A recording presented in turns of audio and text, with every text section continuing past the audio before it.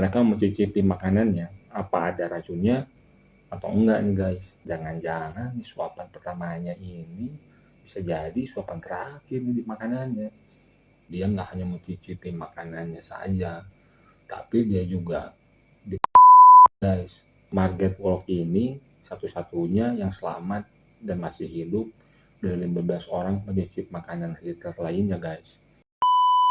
Yo, what's up guys? Balik lagi bareng gua, Salman.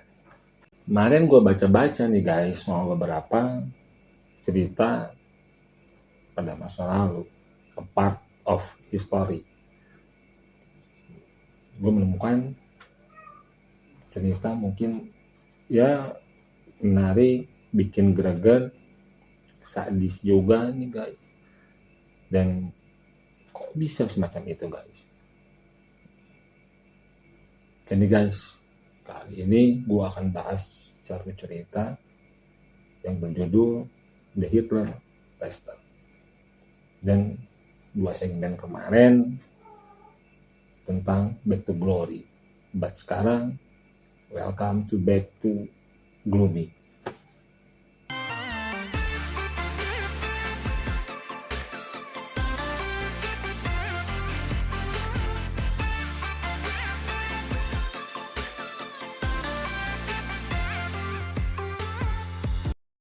Pasti kalian udah pada tahu nih siapa Adolf Hitler. Dia seorang pemimpin Nazi pada saat Perang Dunia Kedua saat itu nih guys. Dia dikenal sangat bengis, diktator, otoriter, dan juga penjahat perang. Bahkan ditulis oleh Robert Gately dalam bukunya, disebut pada zamannya Hitler itu era bencana sosial. Well, di sini gua nggak akan bercerita tentang siapa itu Hitler, but ada salah satu cerita yang sangat miris banget, yaitu bagian dalam sejarahnya Hitler. Yang akan gue ceritakan kali ini, yaitu ada 15 perempuan yang masih sangat muda dijadikan oleh Hitler sebagai tester or pencicip makanan guys. Mereka mencicipi makanan untuk disuguhkan kepada Hitler nih. Mereka dijadikan pencicip makanan di sini bukan untuk rasanya enak apa enggak, seperti halnya kita masak dan dicoba oleh teman-teman kita nih, enak apa enggak. Tester di sini atau pencicip di sini, yaitu mereka mencicipi makanannya, apa ada racunnya atau enggak nih guys. Karena Hitler khawatir saat itu sekutu meracuni makanannya yang akan disuguhkan kepada Hitler. Coba lu bayangkan, demi panjang umurnya atau demi keselamatannya Hitler ini, ada 15 perempuan yang akan dijadikan tumbal. Dan kenapa mesti perempuan? Aneh banget nih si diktator ini. Nah, cerita kali ini diangkat dari satu perempuan yang selamat dari tim pencicip Hitler saat itu nih guys. Dia bernama Margaret Wolf. Margaret Wolf ini guys, salah satu wanita yang mempertaruhkan hidup mereka untuk setia demi Hitler, supaya Hitler bisa hidup lebih lama. Ya pastinya guys, bayangkan kalau makanan yang mereka makan ada racunnya, ya mungkin mereka akan jadi orang pertama kalinya yang keracunan, dan mungkin saja mereka akan mati nih guys. Ya juga nih si Om Hitler, perempuan-perempuan muda yang umurnya masih sangat panjang dan masih memiliki masa depan harus dibikin was-was atau mungkin merelakan masa depannya. Dan juga kenapa mesti perempuan, apa nggak ada laki-laki gitu loh, atau mungkin saja pertentara atau para laki-laki tugasnya hanya untuk melindungi Hitler dari serangan bom, mungkin serangan tembakan mungkin. Ya,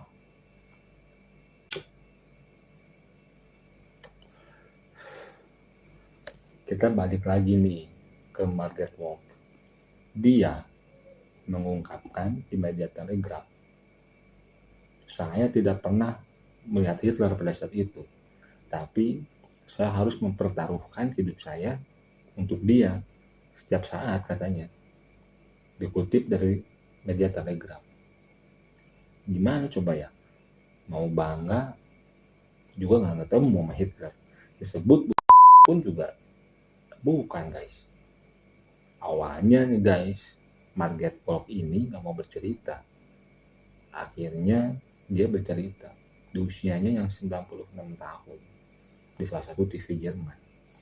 Setelah lama bungkam, akhirnya dia mau bercerita tentang cobaan dan derita perempuan muda pada saat itu, khususnya yang 15 perempuan ini nih guys. Sebelumnya dia nggak membahas masa lalunya, namun Margaret Polk ini berubah pikiran dan akhirnya buka suara juga tentang pekerjaannya yang pada saat itu. Katanya ya, menurut Margaret Polk ini Hitler adalah seorang yang vegetarian. Dia mengungkapkan makanan yang dia coba saat itu enak sih guys, katanya. Tapi yang mau gimana pun juga sangat sulit menikmati makanan yang dia nggak tahu. Mungkin setelah memakan makanan itu, apa yang terjadi? Makanannya bisa terasa hambar, bahkan makanan itu terdiri dari nasi, pasta kacang polong, dan juga kembang kol. Mungkin kalau tidak ada, dia tidak tahu ada racunnya, ya mungkin dia akan menikmati makanan itu. Tapi ketika dia tahu jangan-jangan ada racunnya, ya was-was juga nih Margaret Polk ini. Margaret Polk ini berbicara nih guys, katanya ya sangat berat banget bagi dia menceritakan ini semua guys. Karena dengan membuka masa lalunya ibarat mengorek kembali luka lamanya atau kehidupan beratnya. Coba deh kalian bayangkan, setiap hari selalu ada bayangan atau pikiran, jangan-jangan suapan pertamanya ini bisa jadi suapan terakhir di makanannya. Coba kalian bayangkan kalau seperti itu. Hal seperti itu tuh guys selalu terbayang oleh Margaret Polk saat itu, bahkan sampai sekarang, ketika namanya mulai ada di daftar sebagai salah satu dari 15 Hitler tester atau 15 perempuan muda yang akan mencicipi makanan untuk Hitler.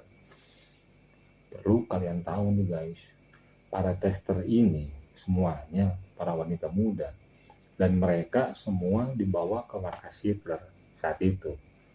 Juga mereka dijaga ketat di Prusia, yaitu nama tempat markas Hitler pada Perang Dunia Kedua.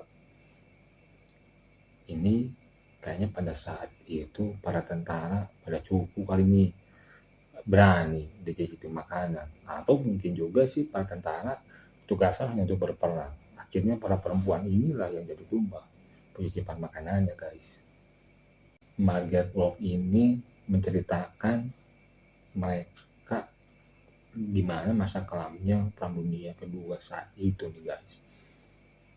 Dia mengakui selalu menangis dan beberapa gadis muda mulai meneteskan air matanya saat itu ketika mereka akan mulai mencicipi makanan. Coba bayangkan bagaimana mereka rasa ketakutannya. Lalu katanya, setelah mereka mencicipi makanan itu, mereka akan menunggu sekitar 1 jam. Dampak apa yang akan mereka rasakan? Lalu mereka akan merasakan sangat lega perasaannya kalau mereka masih hidup setelah makan makanan-makanan itu guys. Bagi Margaret Polk ini, menjadi pencicip makanan bukan pilihan hidupnya, karena dia bukanlah seorang Nazi. Jadi dia nggak perlu mengabdi kepada Nazi. Margaret Polk ini bukan seorang Nazi. Dia pada saat itu dengan sangat terpaksa meninggalkan apartemennya yang berlokasi di Berlin nih guys. Karena pada tahun 1941 apartemennya dibom saat itu. Karena tempat tinggalnya Margaret Polk ini dibom, akhirnya Margaret Polk ini dan suaminya memutuskan pergi melarikan diri ke kota asal ibu mertuanya, yaitu di Pars, Polandia.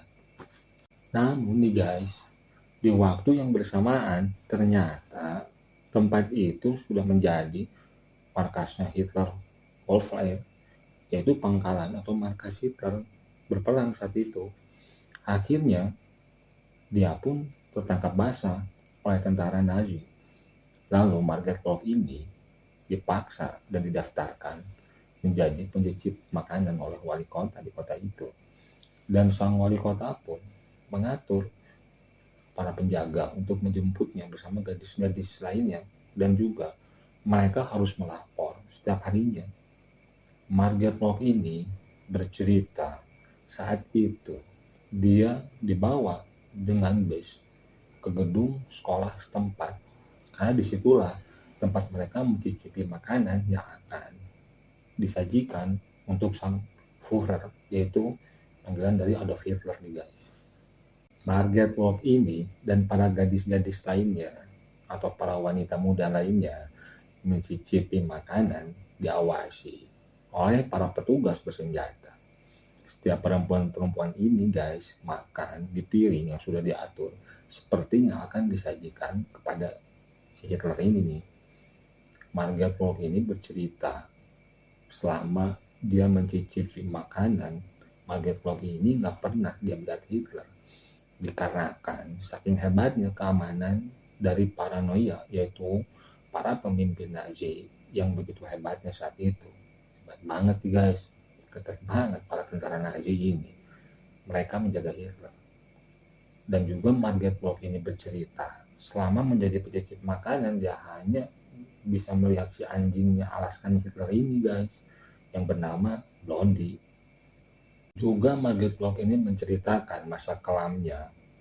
Dalam satu waktu dia nggak hanya mencicipi makanannya saja, tapi dia juga oleh para perwira Nazi. Nggak kebayang nih guys bejatnya saat itu.